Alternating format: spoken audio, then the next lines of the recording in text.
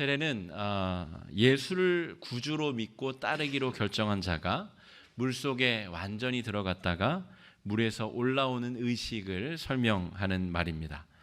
우리가 기독교인이 되는 과정에 우리가 이런 과정을 거치게 되는데, 우리 장로교단에서는 실제로 온몸이 잠기는 침례보다는 물을 머리 위에 얹어서 상징적인 의미, 영적인 의미를 강조하는 세례의식을 진행하고 있습니다.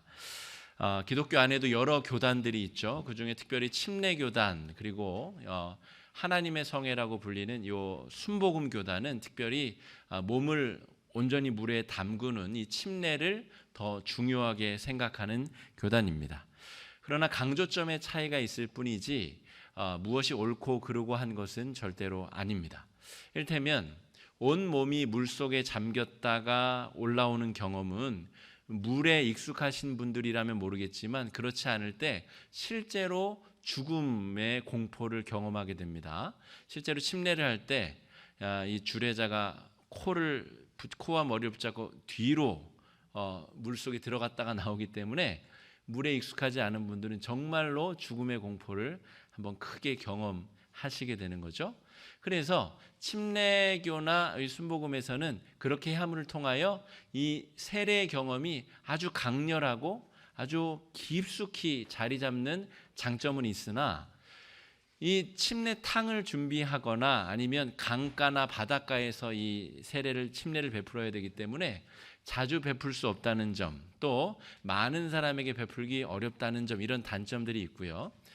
두 교단 이외에 대부분의 교단들이 택하고 있는 머리 위에 물을 얹어서 상징적이고 영적인 의미로 세례를 주는 것은 모든 영적인 의미는 똑같지만 다소 간편하게, 또 예수를 구주로 고백하는 모든 사람들에게 빨리 세례를 베풀 수 있다는 장점이 있습니다. 그런데 어쨌든 오늘은 우리가 수세주일이기 때문에 세례와 관련하여 우리에게 주시는 하나님의 은혜를 더 한번 깊이 묵상해 보고자 합니다. 구약 성경에서 이 세례의 기원을 우리가 찾을 수 있는데, 이를테면 열왕기하 5장에서 이 아람 장군 나아만이 문둥병에 걸렸다가 이제 엘리사가 치료를 명하기 위하여 요단강에 7번 씻으라 이렇게 명령을 하죠.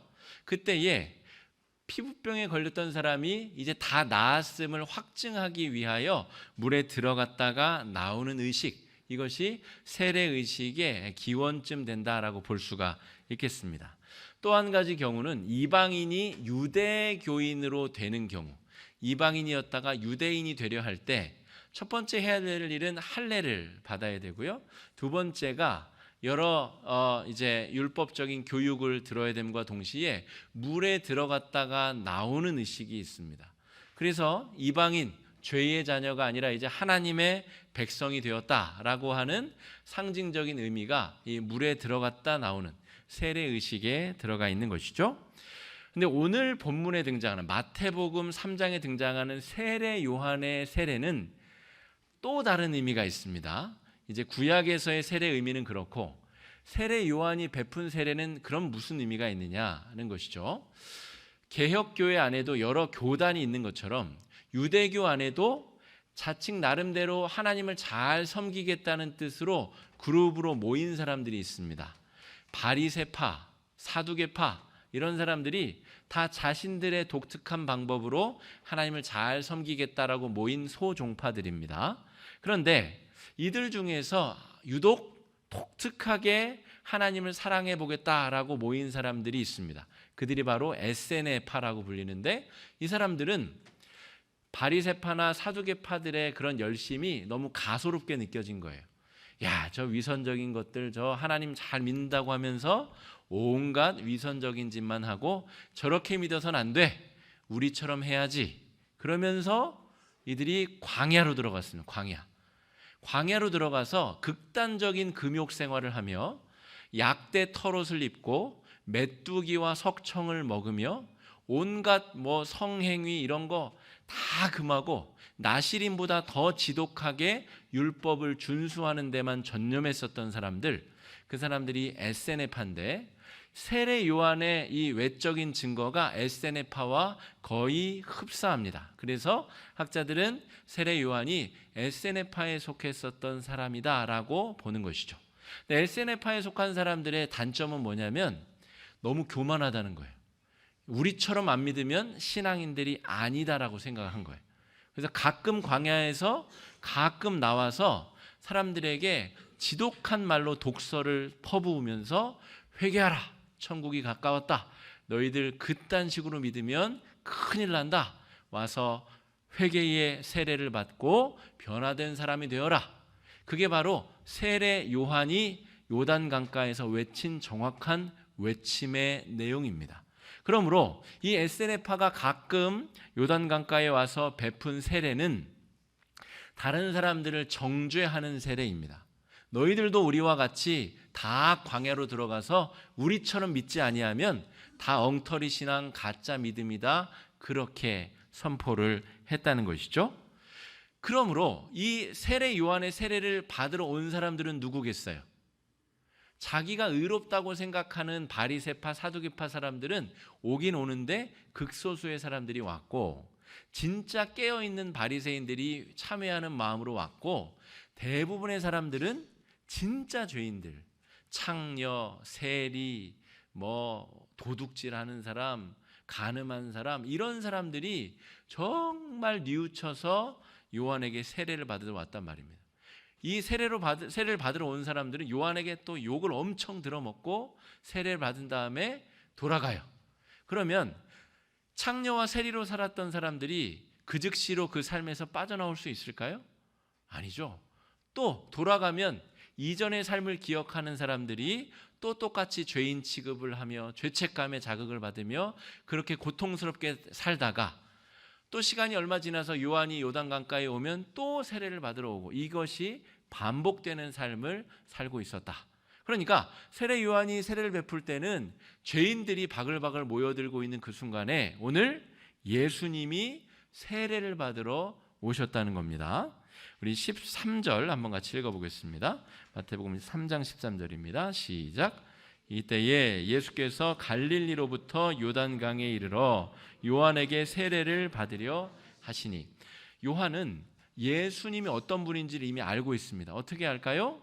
어머니가 마리아와 임신 중에 만났었잖아요. 그래서 어머니를 통해서 마리아의 아들 예수가 어떤 존재인지를 익히 들어 알고 있습니다. 그리고 그가 살면서 12살 때 이 예루살렘에 올라가서 스승들과 묻고 답하고 아주 기이한 행적을 많이 했기 때문에 요한은 예수가 메시아라는 사실을 알고 있었어요. 그런데 그 하나님의 아들 구원자가 죄인들이 드글드글한 이 무리 속에서 들어와서 나에게도 세례를 베풀어 달라 이야기하므로 이 요한이 깜짝 놀란 것이죠. 이게 내가 오히려 세례를 받아야 될 분이 나에게 세례를 받는다고 한다니, 이게 도무지 이해가 안 가는 것이죠. 14절 한번 읽어보겠습니다. 시작. 요한이 말려 이르되,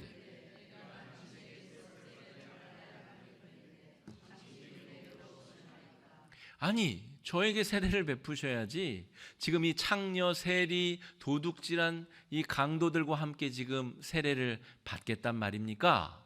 라고 깜짝 놀라서 묻습니다. 그러자 예수님이 15절에 이르시되 이제 허락하라. 우리가 이와 같이 하여 모든 의를 이루는 것이 합당하니라 하니, 이에 요한이 세례를 주었다는 말입니다. 여러분, 나중에 이 마태복음 11장, 누가복음 7장에 보면 세례 요한이 감옥에 갇힙니다. 그리고 헤롯에 의하여 참수당하여 죽죠. 그 직전에 예수님께 제자들을 보내서 묻습니다. 예수님, 메시아가 맞습니까? 아니면 우리가 다른 메시아를 기다려야 할까요? 요한이 예수님께 그걸 물었다는 이야기는 세례를 베푸는 이 순간도 그렇고 나중에 감옥에 갇혀서도 예수님이 메시아라고 하는, 구원자라고 하는 확신이 있다 없다? 없어요. 아직 확신이 없는 상태예요. 그러니까 예수님이 모든 의를 이루기 위하여 너는 나에게 세례를 베풀어라 라고 하는 이 말을 말귀를 못 알아들은 채 그냥 정신없는 상태에서 예수님께 세례를 베풀었다고 보는 것이 합리적 해석이라고 볼 수가 있습니다. 그러면 우리가 지금 궁금한 것은 예수님이 왜 죄가 없으신데도 세례를 받으셔야만 했는가? 라고 하는 것이 우리 말씀의 오늘 핵심이라고 볼 수가 있습니다. 그렇게 따지고 보면 예수님이 인간의 몸으로 우리에게 오셔서 말구유에 태어나신 것, 그 사건과 오늘 이 공생애를 시작하시며 또 이 요한에게 세례를 받으신 것, 평생을 목수의 아들로 가난하고 또 약한 자로 이 땅에서 지내셨던 것, 또 마지막에 십자가에 달리셔서 수치와 모욕 가운데 죽임을 당하신 것, 이 모든 예수님의 일생은 한 가지 이야기를 하고 있다라고 하는 것이죠. 그 이야기가 무엇이냐면 오늘 세례 요한이 선포하는 너희들은 모두 어떻게도 구제가 안 되는 죄인들이다라고 하는 그 음성을 역전시키셔서 우리가 바로 하나님의 사랑을 받을 만한 하나님의 자녀가 된 백성들이다라고 하는 그 복음의 소리를 들려주시기 위하여 예수님이 그 모든 일생을 다 사용하셔서 우리에게 말씀해 주고 계시다라고 하는 것입니다. 여러분, 요단강가에 예수님께서 세례를 받으러 오셨는데 예수님은 사실은 죄가 없으신 분이십니다. 그런데 이것을 행하여 모든 의를 이루는 것이 마땅하다. 내가 이 땅에 인간으로 온 이유, 너희를 위하여 모욕을 당하고 치욕을 당하며 죽을 수밖에 없었던 이유가 이 세례 현장을 통하여 만천하에 드러나게 될 것이다 라고 하는 메시지를 주고 계신 것이죠. 세례 요한의 세례는 다른 사람들 앞에서 공적으로 자신의 죄를 털어놓는 효과가 있었습니다. 우리 1907년 평양 대부흥 운동이 일어났을 때도 비슷한 일이 있었습니다. 말씀 사경회가 열렸는데 그 말씀 사경회를 진행하는 목사님이 우리가 회개합시다 하면서 자신의 죄를 공개적으로 먼저 털어놓았어요. 그러자 여기저기서 자신의 죄를 회개하는 사람들이 일어나서 공개적으로 회개하고 참여하며 통성으로 기도하는 일들이 펼쳐졌어요. 저는 축첩을 하였습니다. 저는 두 집 살림을 하고 있는 장로입니다. 저는 남의 물건을 빼앗았습니다. 저는 이런저런 추악한 짓을 많이 저질렀습니다. 라고 하는 이야기 여기저기서 터져 나오면서 울음바다가 되며 부흥운동이 평양에서부터 전국으로 흘러가기 시작했다는 것이죠. 세례 요한의 세례식장도 비슷합니다. 죄인들이 모여서 자신의 죄를 자신의 입으로 털어놓고 회개하고 만민 앞에 자신의 연약함을 공개하는 자리가 세례 요한의 세례터였다는 것이죠. 그런데 예수님이 그곳에 오셔서 마지막으로 세례를 받으시며 그 아주 정말 비통하고 침통한 죄악의 자리가 완전히 새로운 곳으로 변화되게 됩니다. 오늘 우리 말씀 우리 16절, 17절 말씀 한번 같이 읽어보겠습니다. 시작. 예수께서 세례를 받으시고 곧 물에서 올라오실새 하늘이 열리고 하나님의 성령이 비둘기같이 내려 자기 위에 임하심을 보시더니 하늘로부터 소리가 있어 말씀하시되 이는 내 사랑하는 아들이요 내 기뻐하는 자라 하시니라. 예수님이 세례를 받으실 때 예수님은 죄가 없으시기 때문에 나는 뭐 두 집 살림을 하였소, 나는 누구 것을 빼앗았소 이렇게 털어놓을 이야기가 없으신 분이세요. 그러니까 예수님이 세례 받을 때 무슨 일이 펼쳐졌냐면 성령이 강림하시고 하늘에서 놀라운 음성이 들렸다. 이는 내 사랑하는 아들이요 내 기뻐하는 자라. 그 음성이 들렸다는 것이죠. 그러므로 오늘 예수님의 세례가 상징하는 것은 요한이 원하는 것처럼 우리가 죄를 묵상하고 죄 때문에 우리가 더 거룩해지기 위하여 우리가 부질없는 노력을 반복하기 위하여 세례를 받는 것이 아니라 우리가 여전히 부정하고 부족한 상태임에도 불구하고 하늘에서 울려 퍼지는 칭의, 더러운 사람인데 깨끗하다고 여김을 받는, 우리가 구원받지 못했으나 구원받았다고 선포되는 그 선포를 경험하는 시간이 바로 이 세례의 장소다라고 하는 것이죠. 또한 일주일에 한 번씩 우리가 하나님 앞에 예배를 드리는 이 시간이 바로 하늘의 음성을 경청하는 시간이다라고 하는 것이죠.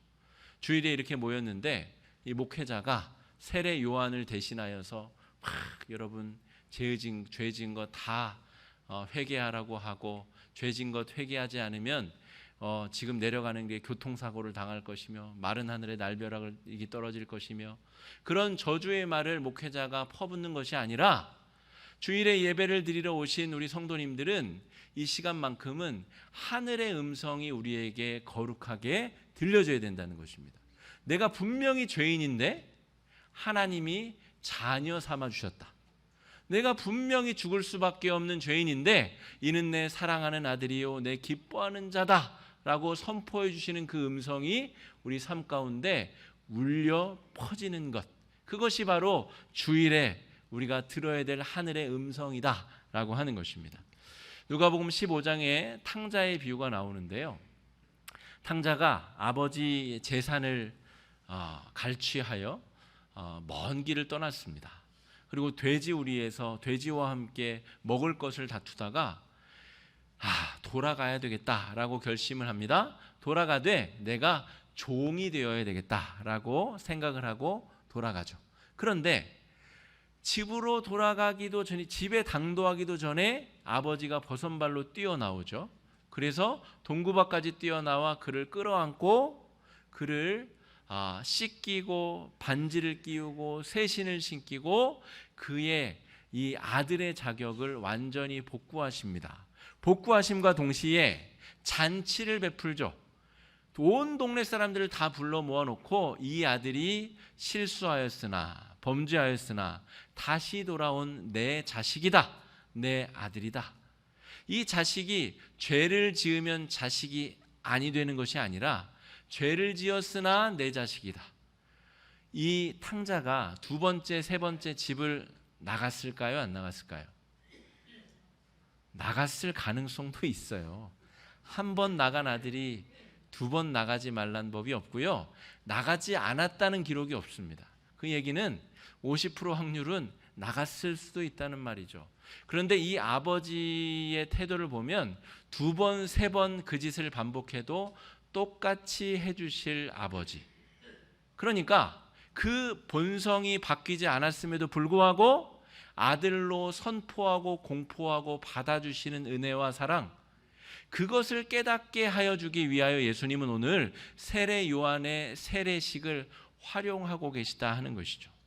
그전에는 죽음과 공포와 저주의 자리가 예수님의 세례로 말미암아서 우리를 따뜻하게 환대해 주시는 환영의 자리로, 우리가 죄인임에 분명하지만 하나님의 집에 가면 하나님께서 우리를 의인으로 여겨주시고 우리를 품어주신다고 하는 그 희망찬 목소리가 오늘 울려 퍼지고 있다 하는 것입니다.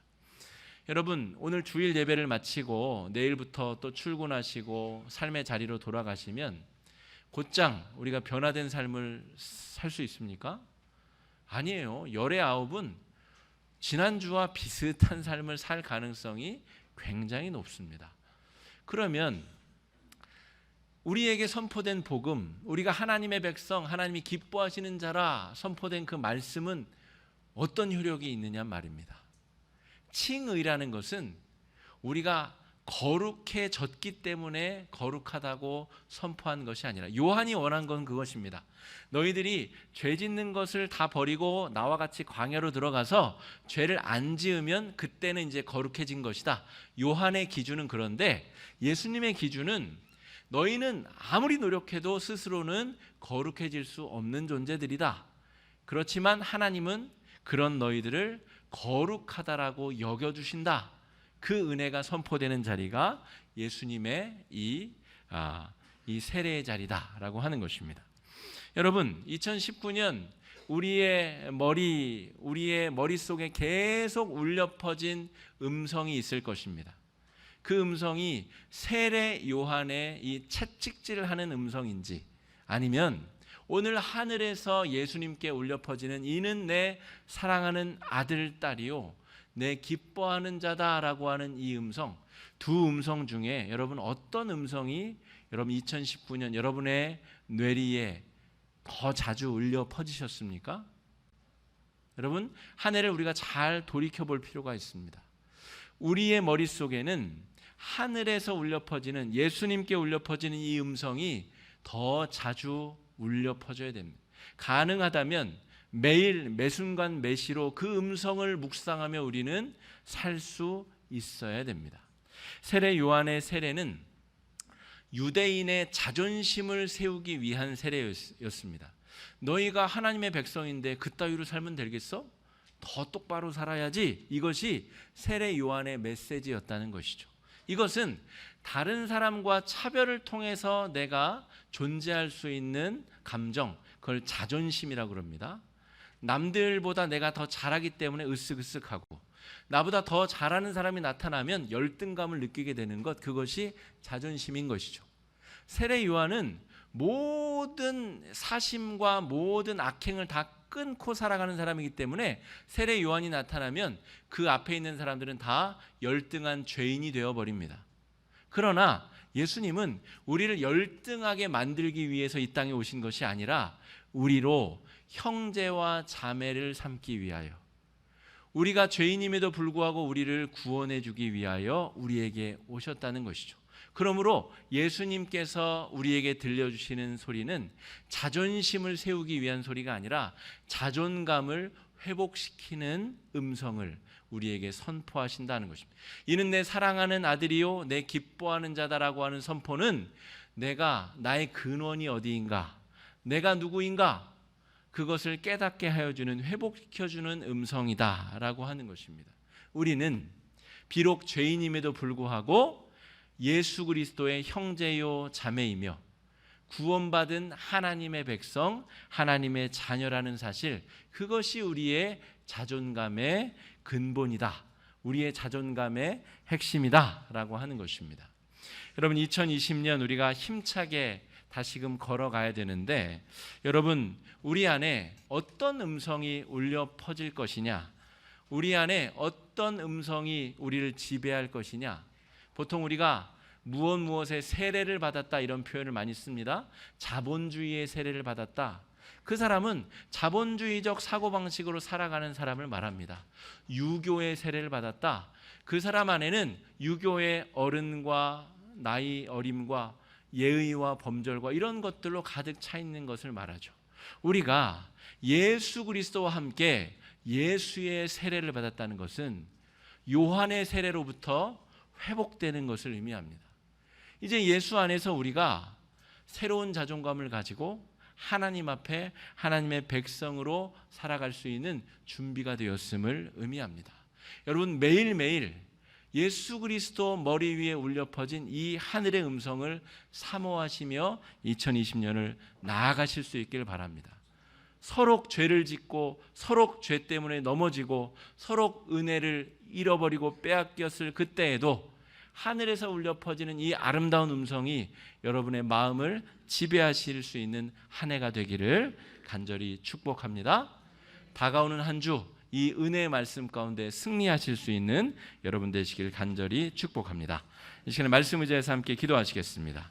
기도하실 때에 주님, 2020년을 새롭게 시작했는데 우리가 예수의 세례를 받아 예수의 권능으로 하늘에서 울려 퍼지는 하늘의 음성을 붙잡고 올 한 해 승리하도록 인도하여 주시옵소서. 죄악 가운데 패배하지 않게 하여 주시고 죄악 가운데 있는 중에도 예수와 함께 승리할 수 있도록 인도해 달라고 이 시간에 주여 한번 외치고 뜨겁게 기도하며 나아가겠습니다. 주여.